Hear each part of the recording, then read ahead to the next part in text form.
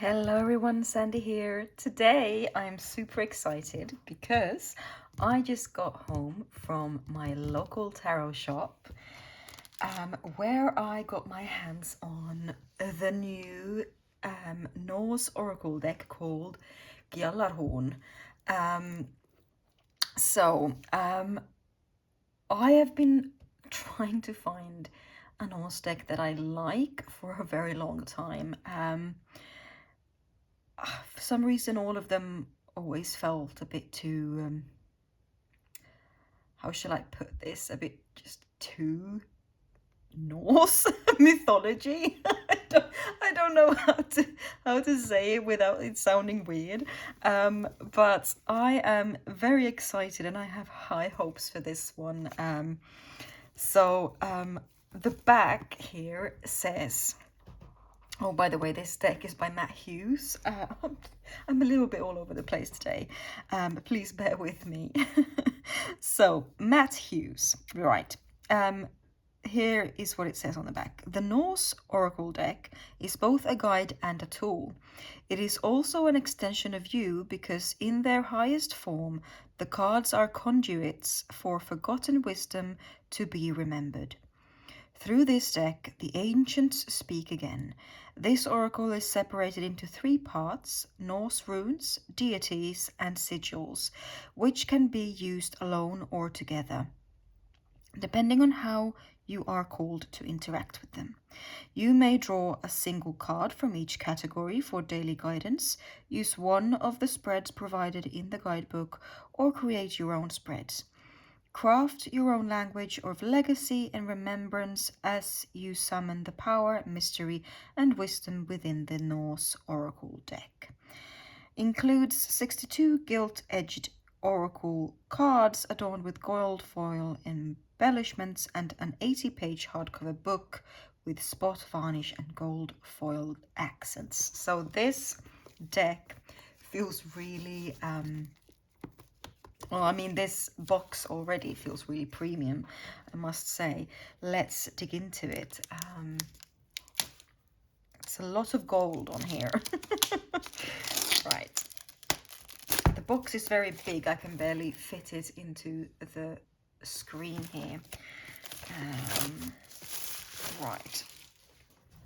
So, right, wow. The guidebook, as it said on the back, is hard bound, which is really nice, I must say. And here is what it looks like inside the box. We have the three suits individually wrapped. Quite nice. All right, this is really, I mean, the cards are a little bit bold here already. I'm hoping that's gonna just kind of sort itself out with time after I've opened it. We will take a closer look at the guidebook after we've looked through the cards.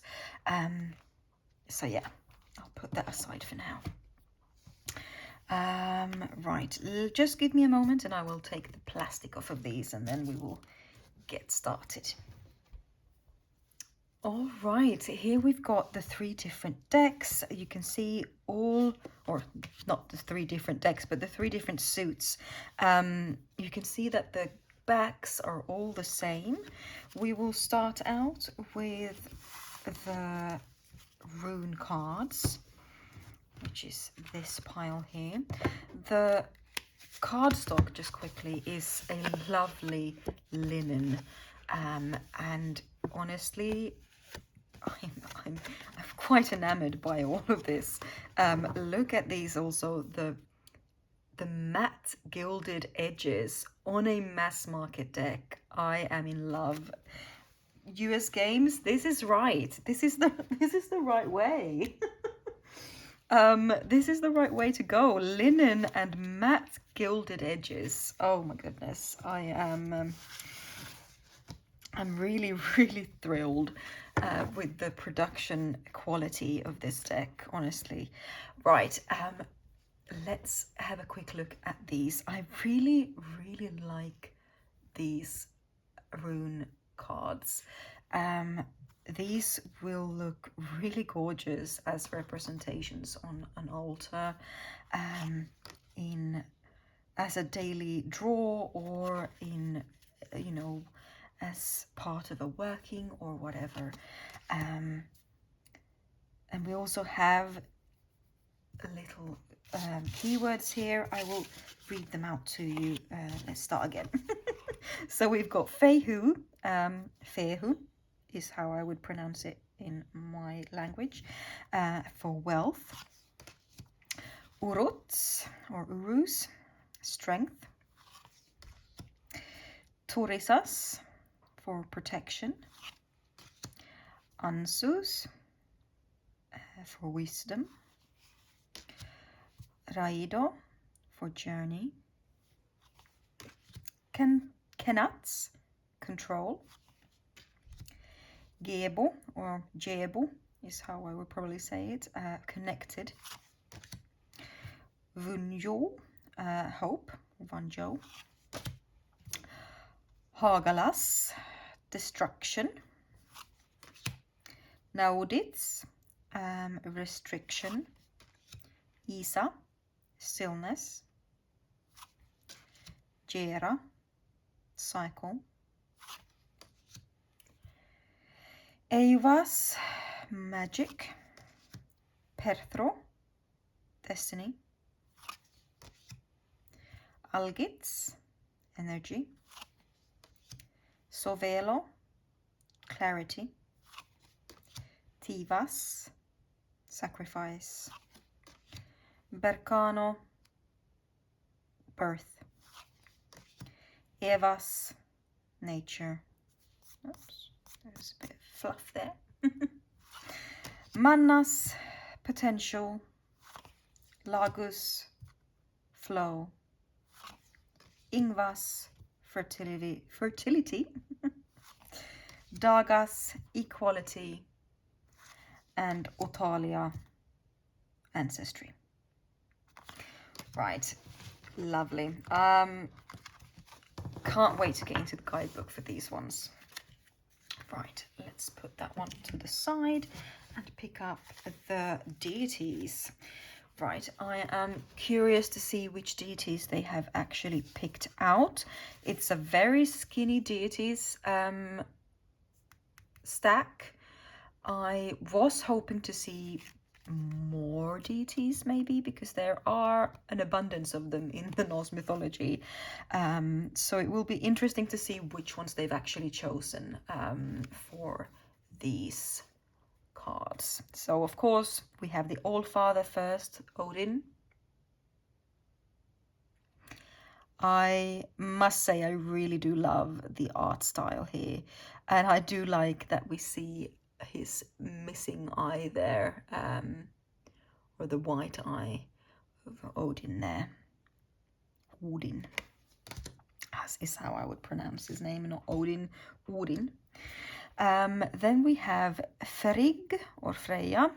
So it is a common, sorry, oh, I'm all over the place. It is a common belief that Frigg and Freya were both the same person or deity. Some believe they were the same, then others believe they were two separate people. In this deck, they have clearly chosen to see them as the same deity. I'm really curious to see what the guidebook says about this. So yeah, because usually, I mean, people talk about how Frigg is one part of the same deity and Freya is the other part of them. I personally feel drawn to both of them, so this kind of makes things easier, I suppose. Beautiful card though. Yeah. Hugin or Munin, love them so much. I really love this depiction of them as well. It is very full of lots of detail, and these golden accents on the side here as well just makes it really feel really magical. Okay, so then we have Surtre, who I'm assuming, I'm not very familiar with him actually. I am assuming he's one of the giants, perhaps. I'm very curious to get into this more. I was much more familiar with the Norse mythology when I was younger. I read and studied it quite extensively. I have forgotten a lot in the recent years, so I'm really looking forward to getting into this deck to relearn some things. And here, I love how we've got the gold in the eyes here. That is so cool. Wow. Okay, then we have Thor or Thor, as we all probably assumed he was going to be in the deck. We've got Mjolnir here. Oh, okay. So here we have something that just popped out from between the cards. Probably from the printer. That's interesting, right? Yeah, I don't know why I'm feeling that Thor should be looking up into your eyes. That would have been cool. Oh yeah.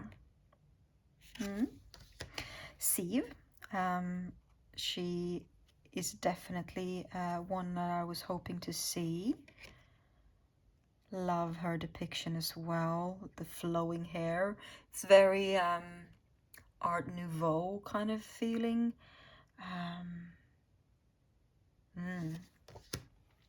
Yay. The goats. I'm actually not familiar with the spelling of the goats, but we've got Tangnjostir och Tangrisnir. So, and I must say the one thing I would say is that sometimes the font can be a little bit difficult to see or to actually read on these cards. Oh, we have some fluff on all of these cards. So here we have Jörmungandr, and which is the snake or dragon that kind of wraps around the roots of Yggdrasil and is eating its own tail. Super cool looking snake there. Then we have Tyr, which is easily confused with Thor, but there he is, looking all warrior-like. And here we have a Valkyria. I'm wondering, I mean, there's lots of different Valkyrias, but usually they also have Freya as one of the main Valkyrias, so yeah. I'm wondering, does she look a little bit like Freya, the Freya card? Is it just me?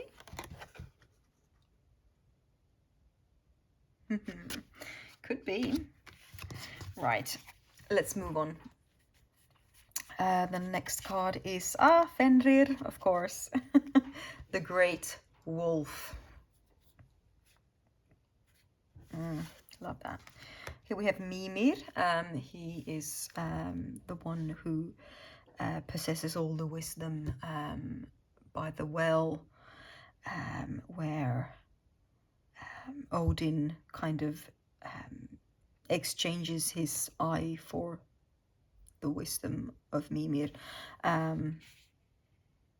Mimar is how we say it in Swedish, but apparently Mimir in English. Of course, we have Loke, or Loki. He must be part of a Norse deck, surely. He plays quite a big role in some of the myths. We have Sigyn. Yeah. Sleipnir. The horse, the 9-legged horse of Odin. Hel. Yeah, I would have been disappointed if she was not included, to be honest. That's a really, really beautiful depiction of her as well. I love that. Baldur. Yeah. Nanna. Not sure if they've changed her name from what it's usually in Swedish. I don't recognize Nanna. Do I? Maybe I just don't remember her. Vali.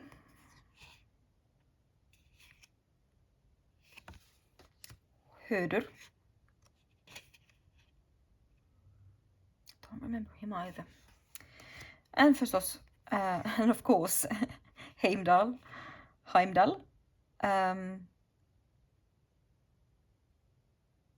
The keeper of the Bifrost.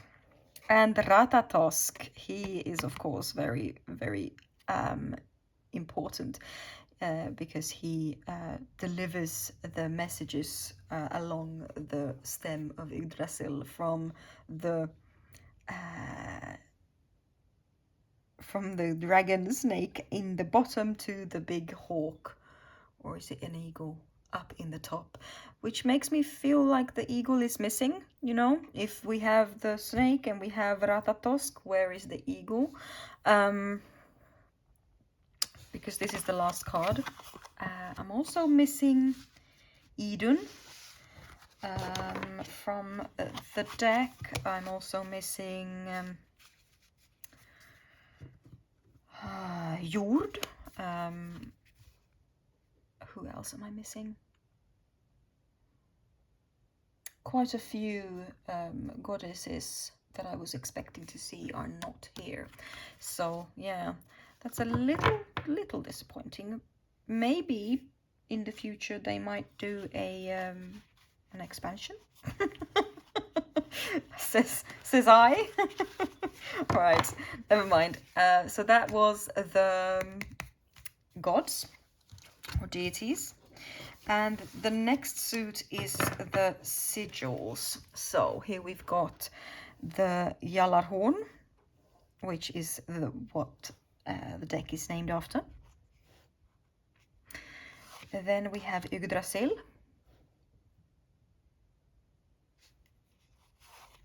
Mjölnir. Thor's hammer. Valknut. Just try and get you to see that properly. The Horn Triskelion. Horn Triskelion. Vägvisir.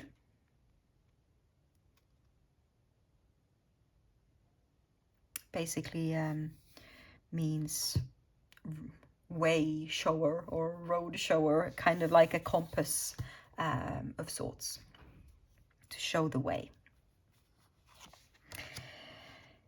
Egishjalmur.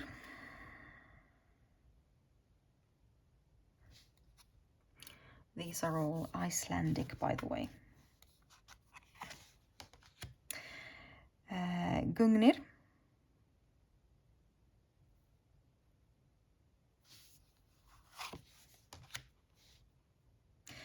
Gnifaul.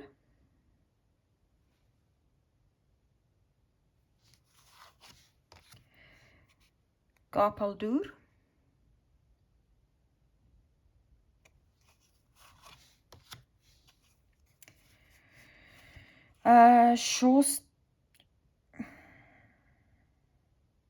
Shofastasur. Even I'm tongue twisted here.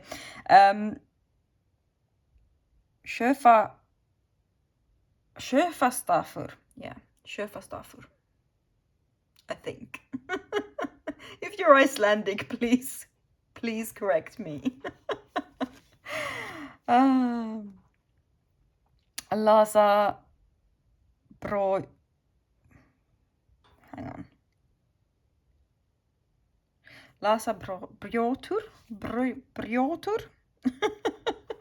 Läsa Brjötur. Yeah, I don't know that one. Kaupaloki.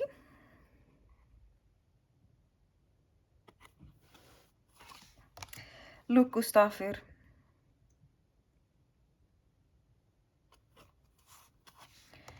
Draumstafir.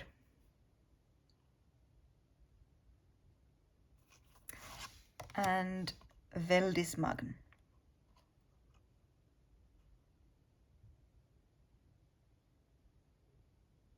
Right. So now we've seen all of the cards. I am thrilled to bits with how beautiful this is. I was hoping to see more deities, as I said, but let's dig into the beautiful guidebook, shall we? Oh, we even get a little ribbon bookmark. That is so good. Love that. Right. So we've got Concept and Editing by Hope Hughes, written by Gillian Christina and illustrated and decorated by Matt Hughes. We've got how to use the Norse Oracle, and then the contents, where we've got spreads first and then the introduction and runes. And we even get in the contents, we've got keywords for each of the runes, which is fantastic. Love that. And we get that as well for each of the deities and the sigils.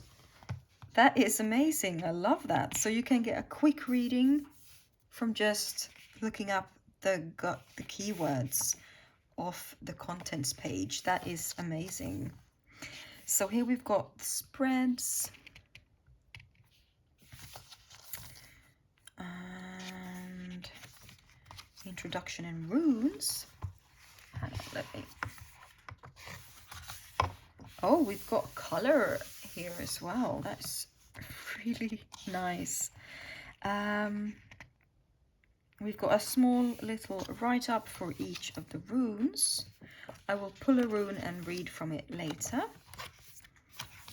And then we've got the same kind of treatment for each of the deities. Just one page each, as well as for the sigils. And that is the end of the book. Right, so let's pull a card from each of the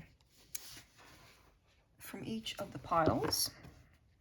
Oh, let's pull a sigil. Deity. And a rune. Okay. So we've got Valknut, Valkyria, and Jebo connected. Right, let's have a look at the guidebook. Right, let's start with the rune. So we've got Gebo, exchange, relationships, connection. Where cannot fortifies, Gebo is the continuous flow of proper relationships between us, our guides and the kinships we choose to cultivate and commit to. What do we offer in exchange for connection with the gods? What do we offer for ourselves? Offer of ourselves in exchange for balance and a relationship with the divine and Midgård. To exist amongst the cosmos and upon the soil, we must strike a balance within ourselves first, so we may extend that equilibrium upwards and downwards. Here we stand with arms extended to the sky and feet firmly planted upon the richness of the earth. It is here that we become Gebo, and it is here that we receive, so that we may give. That's beautifully written. Let me just put that up there for you if you feel like pausing and reading it yourself in peace and quiet. All right, let's then look at the Valkyrie. Death Frenzy, Battle, Psychopomp, Valhalla, Paradox, Algits. So it's also giving you the correspondence of the deity to one of the runes. Right, so swooping down and in after battle, an epiphany of light, horror and glory, the Valkyrie were Odin's appointed judges of the slain. Devourers of the dead and alchemists of dripping flesh into radiant resurrection, the Valkyries acted as psychopomps, delivering those deemed worthy to the coveted halls of Valhalla. Entering a battle soaring on horseback with flaming spears, these supernatural women incited a battle frenzy that struck terror into enemy warriors. This display enlivened and emboldened their chosen heroes to victory. The depictions of these fierce women are both gruesome and beautiful, and are human as opposed to supernatural. These figures were heralds of death and life, the pain of the final transition, and the ultimate reward of an afterlife in Odin's hall. There are polarities here, a paradox. Here the lines of black and white are blurred, and we are inspired to explore those parts of ourselves that we've deemed repulsive, gruesome, and brutal to look at. What if within these spaces we find our greatest strength? What if our darkest, most shadowed corners hold our most potent magics? What if our most radiant beauty lies beneath the cobwebs of what we've been conditioned to believe? Valkyrie asks us to conjure the courage to see through our thickest, most wounded layers, peeling back the hardened scars to reveal our most brilliant truth. What can we surmise about notions of what is desirable and repulsive? How do we measure who or what is worthy? Oof. That's quite heavy. Right, and then lastly, let's read Valknut. Death, Odin, preparation, protection.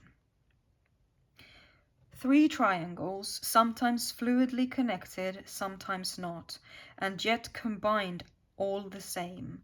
Most commonly associated with death, as well as Odin, the Valknut could be seen as the connection between all life and all phases of it.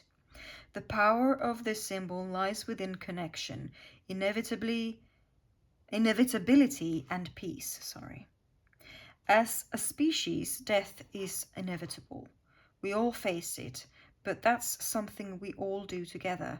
There is reassurance in this knowledge, just as there is peace in the darkness, and what awaits us after this life. Life, death, rebirth, and energy, and ancestry. It's a never-ending cycle. This symbol also reminds us of the power of presence. It does us no good to dwell in fear, because fear is the greatest thief of joy, love, and appreciation. Valknut symbolizes both our impermanence and our immortality. It asks us what kind of life we're living now, how we can be more present in it, and what we want to spend our limited time creating. Whew, that gave me a bit of chills. Wow. Right. These cards seem to be going really well together. I really love the overall feel that this kind of reading gave us as well.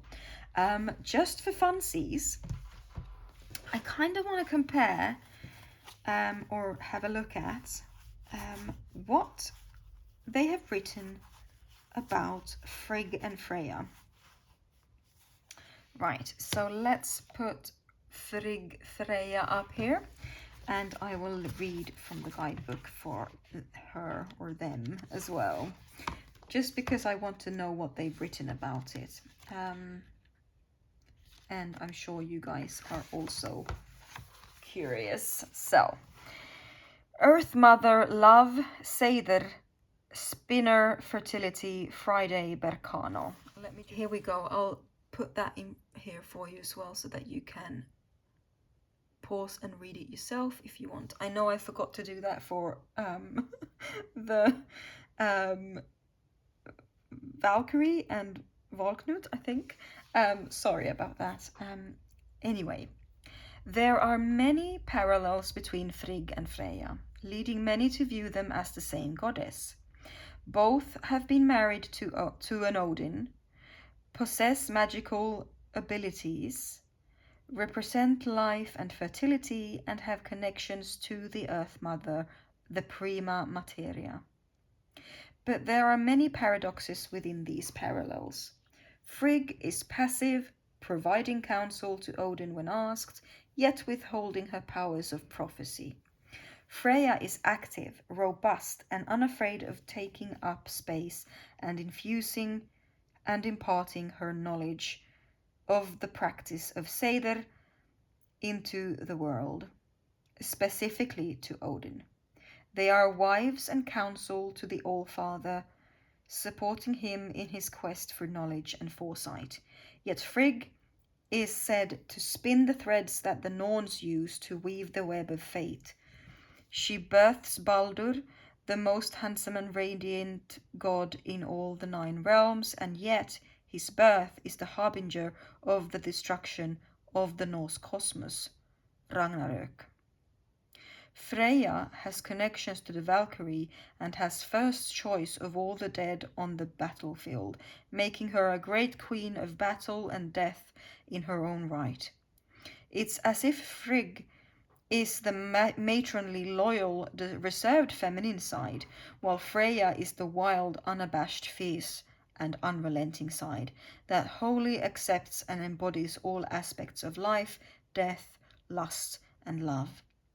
Between the marriage of these polarities, we arrive at a goddess representing the whole of the natural, raw, powerful feminine, an amalgamation, a profound and primal healing. Nice. Okay, so that, my friends, was Gjallarhorn. Or Gjallarhorn is how I would say it, the G being silent.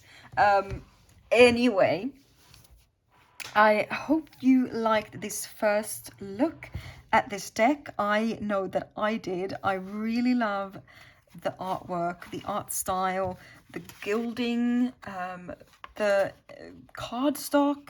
I love how the backs are, it's not black. I don't know if the camera is picking up this, but it's like this dark blue that has this lighter part here in the back, and it just makes the cards feel like they have a certain depth to them. I can't really explain it. Either way, I am really looking forward to working with this deck. And yeah, let me know down below what you feel. Are you going to get this deck or not? What deities, actually, I would like to know what deities from the Norse mythology you would have included that were not included in this deck. So, right. Thank you so much for watching. Please take care of yourselves, and I'll see you in my next video. Bye!